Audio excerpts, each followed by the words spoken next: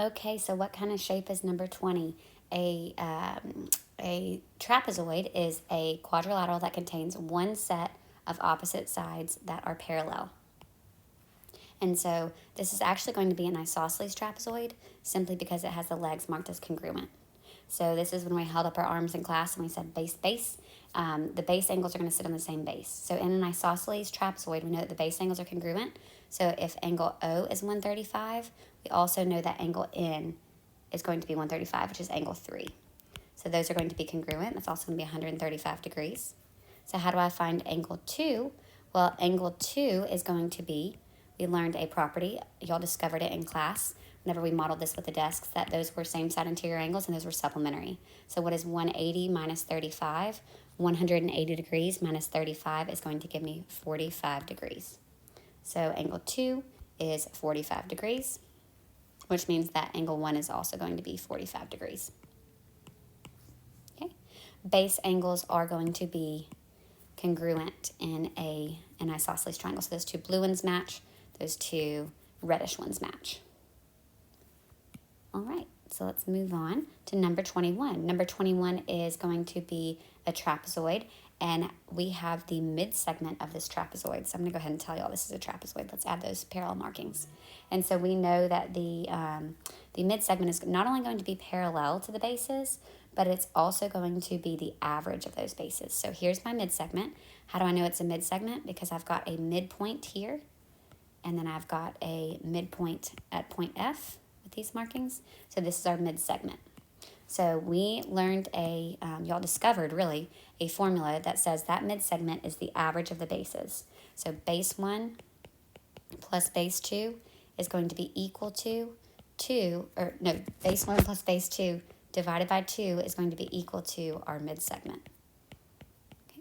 We rewrote this a little bit whenever we were working with expressions like this, and we said that base 1 plus base 2 is going to be equal to 2 times the mid-segment.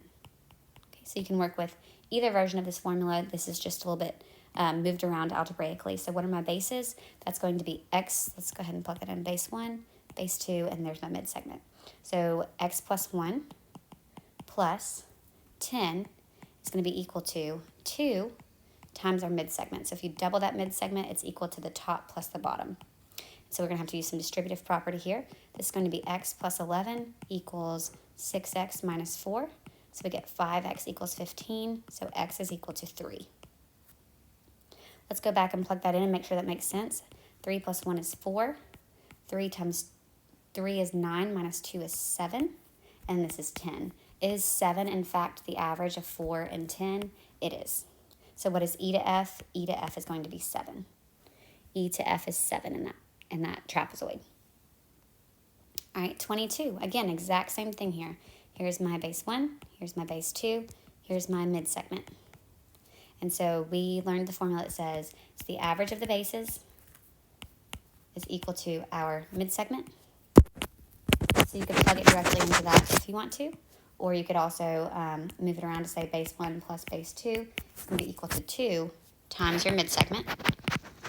2 times your mid-segment. So what is our base 1? Our base 1 is 36. Our base 2 is 24. You're going to set that equal to 2 times your mid-segment. Our mid-segment in this picture is 8 plus 2x. Okay, so let's just combine some like terms. We've got 60 here, and we're going to use the distributive property to get 16 plus 4x. And so we're going to get, whenever we subtract that, we're going to get 60. We're going to subtract 16, and then we're going to divide by 4. So we're going to get 44 divided by 4 is 11. Let me write that out. 44 equals 4x, and so x is 11. Let's make sure that that makes sense by plugging it in. If this is 11, that's going to be 8 plus 2 times 11. That is going to give me 30. Is 30, in fact, the middle of 36 and 24, the average? It is. So what is R to S? R to S is 30.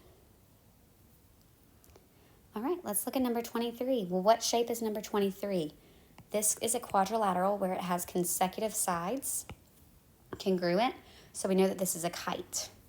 One of the properties we discovered about a kite is that the angles between non-congruent sides, meaning between the yellow and the red one, and the yellow and the red one, are going to be congruent to each other.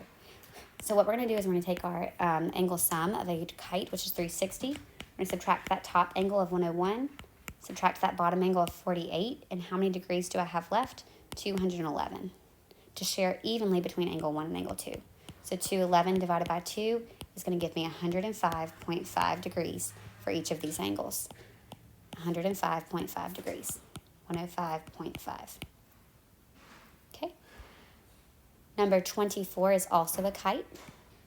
I've got my set of consecutive sides that are congruent, another set of consecutive sides that are congruent. So this quadrilateral is, in fact, going to be a kite.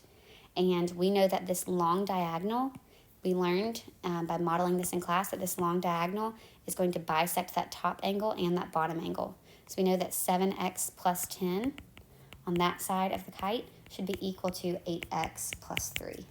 So x is going to have a value of 7. So how do I find the measure of FEC? I'm just going to go back and plug it in.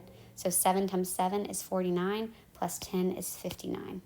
So I'm just going to go back and plug that in right here, and I get 59 degrees. So both of those would be 59-degree angles. If you wanted to know what the entire top part would be, you just do 59 plus 59, or 59 times 2, which is 118.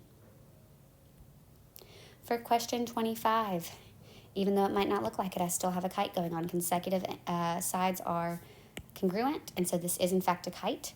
What do I know about the yellow pieces of the kite? Those are going to be congruent. So I can take x plus 1, and I can set it equal to 2x minus 5. And I'm going to end up getting x is 6. So how do I find what is e to f? Go back and actually just plug that in. 6 plus 1 gives me 7. 6 plus 1 gives me 7.